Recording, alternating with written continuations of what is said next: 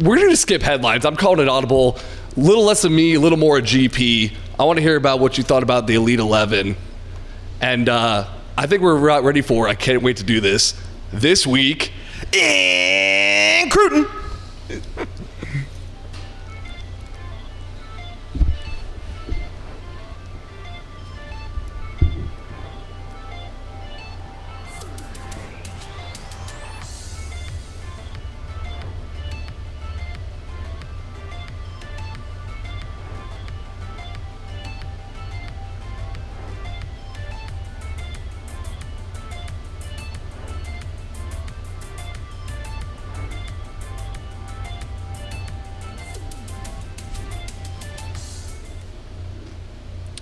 All right, Powers. My biggest question about the Elite 11, I saw Keyshawn Henderson, Legacy School of Sports Science, is number 1 ranked athlete, overall prospect in the DCTF Hot 100.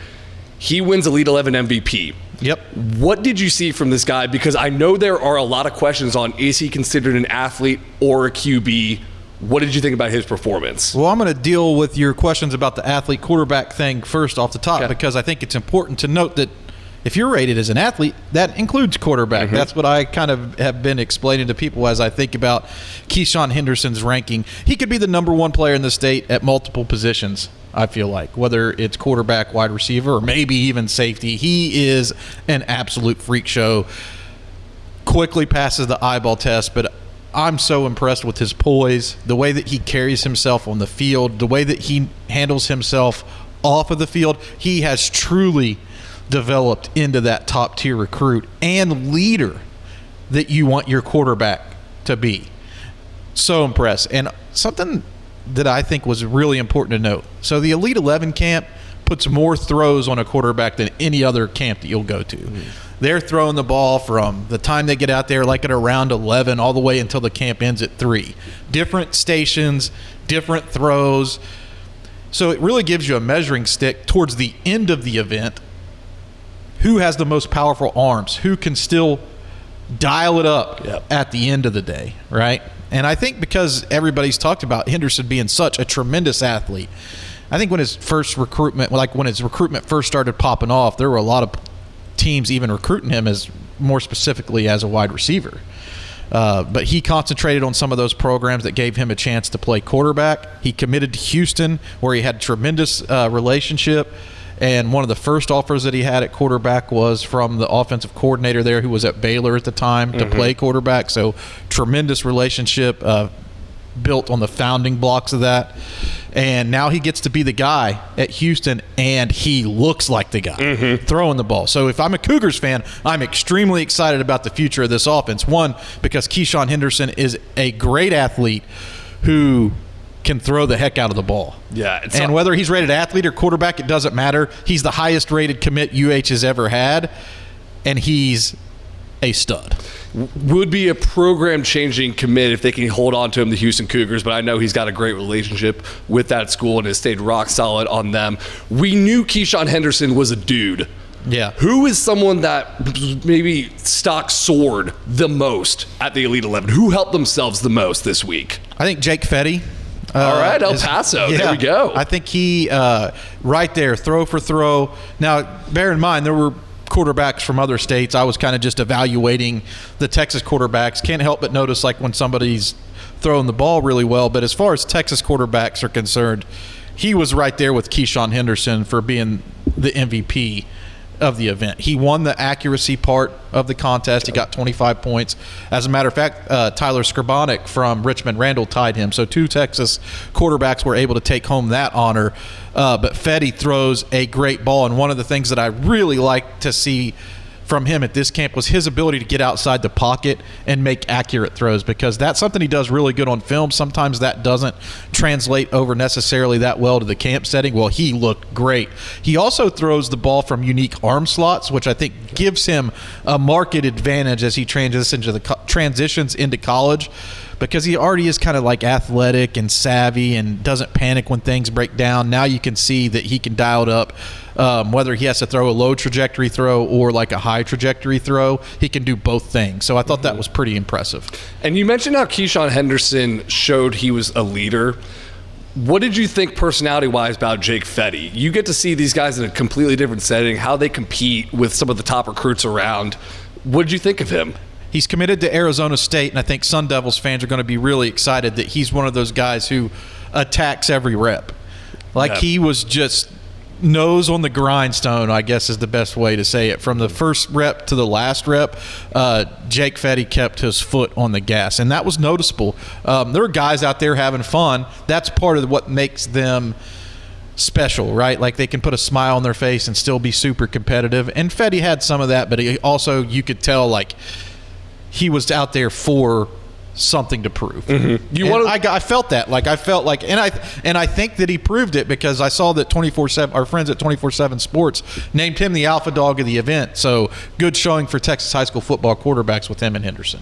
Yeah, and you mentioned Texas high school football quarterbacks. I didn't know that there were a lot of other states represented here. Like, is this all just the southern part of the United States, Louisiana? Like, what are some of the states represented here? Well, there were 2 quarterbacks. I didn't look like there were quarterbacks from other states. Louisiana probably having the most heavier presence besides Texas. And there were 2 2027 quarterbacks from Louisiana, and I hope I'm getting their names right. Peyton Houston and Malachi Ziegler.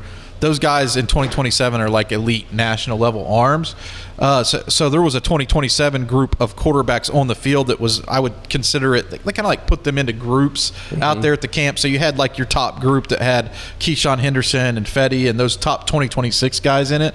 And then you had an underclassmen group that had all the top Texas quarterbacks with Ziegler and Houston. And then there was a kid that came from North Carolina. His last name was Royal. I can't remember his first name off the top of my head, but he was special as well. But that 2027 group was pretty good. So the 2027 group, let's talk about the underclassmen at this camp. Who was your favorite underclassman that you saw? Well, I'm going to go with Kavian Bryant from Palestine Westwood. Also a 30 points per game scorer on the basketball court. And that's what I love about seeing him at this type of event. He's an elite thrower, and when he's got it right, like when all of the things like click into place, his arm talent was right there with some of those other top guys in that 2027 group. The Houston kid and the Ziegler kid from Louisiana were probably a tick more consistent at the end of the day than Bryant out of that 27 group, but I think it gives him a great measuring stick to see nationally where I'm at with the top guys, and Bryant's right there. His offer list is crazy good. Yep. He's got offers from a lot of the top colleges in the country, and it's easy to see why. But I found it interesting in talking with him after the camp. This is an interesting fact. Texas has offered in basketball, but hasn't offered yet in football. And you don't see that because he's got like 30 offers in football and only 5 in basketball. And Texas A&M has offered only 5. I mean, he's an awesome basketball player, but like, you know what I mean. Texas A&M has offered in football, but not in basketball. This is hard to keep track of. I'm getting lost. And Texas Tech is like the main school in state that's kind of like really pursuing him for both sports. Does he want to play both sports, do you think? He's considering playing both sports in college, but he said that he has a decision to make, and that decision is going to be coming soon. So he will have an announcement about like what he wants to do in college, and if he's going to go after one sport or if he wants to play both in school. Could that mean a commitment could be coming soon, or is he just going to announce like what he's decided? I don't know. This might be a dumb question, but is there anything about his game that you see in the camp setting where you can tell he is a dynamic athlete in basketball? Like, is there any carryover with that, you think? Not working out at a quarterback specifically, probably. Obviously, he's a great athlete. He did really good on all of the escape the pocket drills and all that kind of stuff. But I think the thing that jumped out to me the most was his competitive nature, and that he was judging himself on every throw. That was something that I even talked a little bit with some of the Westwood staff after the event, and was like, you know, that was one thing that I noticed, is that even if it was just an okay throw, that he was a little bit harsher on himself. And I love to see that competitive nature. And a guy, he's hecka competitive. Like, he's ultra competitive. So that was fun to watch, but I could see like he's like processing through it, and he made improvements throughout the day, and his arm did not fall off at all. Like, he was still spinning it accurately at the end of the event. I feel like that's what you want to see from quarterbacks that go out there. It's a fine balance between you want to have fun and be personable. You don't want to just be like a robot out there, Right. but you're also going there to get better and measure yourself up against the top competition. So I think that's something I would like to see. It's like, who's the guy that's going out there to get his work in, being the most competitive and not shying away from that? Do you have like a couple other guys who are just like super competitive? I would go ahead and say, there were guys that were super competitive.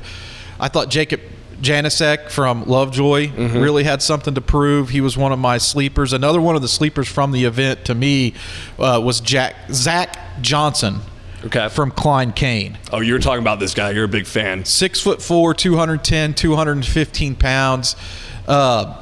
From the first drill to the last drill, I thought that he had the arm strength to really make all of the throws. He has the frame that college coaches are going to absolutely fall in love with, I feel like. It's 6'4", you can't coach. But one of the things that I noticed at this camp is that he was extremely poised. And that allowed him to have a repeatable and consistent delivery, which allowed him to maintain accuracy from the beginning to the end. On a windy day where there was like 25-mile-per-hour winds, there were guys out there who had stronger arms that were able to make some of the throws that some of these other players couldn't. And he was right there with the top quarterbacks. I feel like he is one of the true sleepers in Texas high school football right now. And I'm going to tip my cap to Coastal Carolina, led by former Texas high school football coach and now DPP over there, Paul Ressa, who was the first offer for Zach Johnson, and that was a pretty good evaluation job, I'd say. Why is he so under the radar? What did he do last year? What's his story? Well, I'm still finding out a lot about him and why he's flying underneath of the radar. That'd be something that I'd be interested, because his stats are good, but it is a really good quarterback class. I think that's something that may have gave his recruitment a little bit of pause, because a lot of these guys now pick their quarterbacks out extremely early, and you can only usually take one, right? Yep. So then the questions start popping up of, why hasn't this school offered this player in Texas? Well, I think it's a matter of getting to see kids like this, getting to see them throw next to some of the other top arms and seeing that they can go throw for throw with guys that already have Houston offers, right? So I think that's important, and I think in the spring evaluation period, when coaches can come back through Texas and see guys move around, see them throw, not just meet them and look at them in person like they did in January, that his recruitment could be one that you see pop off. So you got all the best quarterbacks in Texas all in one camp location, but who's the biggest genetic freak out there? Who's the guy, he just pops out among the elite of the elite? That guy is different. It was an easy pick too. Easy, okay. It wasn't even hard. Let's hear it. Caden Johnson. Big basketball player too at Fort Bend Marshall. From Fort Bend Marshall, man. He walked out on the field and he was towering over everybody else. And he was in that top group of 2026 arms going throw for throw with some of the top guys. And I think a lot of people look at Caden Johnson as an athlete, right? Because he's so big, so strong, so powerful, in that 6'4", 6'5" range. He might even be pushing 6'6". I mean, he's a big dude. But there were times he flashed brilliance, because he has the frame that you can't coach, and when everything lines up, he can really dial it up and put that frame behind it, and he can throw a fastball now, and he was cutting the wind with ease on some of those throws. What does his offer list look like right now? And I'm putting you on the spot a little bit, but I haven't heard his name in the recruiting list as much. I've just seen he's a really good player at Fort Bend Marshall, and you mentioned how loaded of an offer list it is for all these 2026 QBs. But are there any schools that are sticking out here for him, you think? Well, I always look at some of the schools that I like to look at as the early identifiers of Texas high school football talent, and he has offers from UTEP and UTSA. And those staffs both do a tremendous job of, one, getting on some of the top guys early, and then you see them start to get more offers as more colleges get in on them later in the evaluation period. Colorado has offered him, but I don't know where they sit with some of the other top schools throughout the country. That's harder for me to assess, just because, I don't know, is there somebody in Colorado that they really like, or is there somebody from California who's higher on that list than Caden Johnson all the way down in Texas? That remains to be seen. But he brings a certain dynamic to the table that I think he could be a great tight end. or he could also be a tremendous defensive end as well. So I think that you could see some of these colleges talk to him about that too. I feel like every time you mention it, UTSA or UTEP have offered a Texas high school football player. You're like, okay, this guy's legit, probably. I am thankful to the Texas college gods over the last few years that they gave us Jeff Traylor at UTSA, because he kind of kicked off like this offer thing, finding some of these great Texas high school football sleepers and making sure that they had a place to play in college. And they've enjoyed a lot of success, right, underneath the coach Traylor, and they've been able to parlay that up into, one, roster retention now, and two, recruiting into the transfer portal heavily.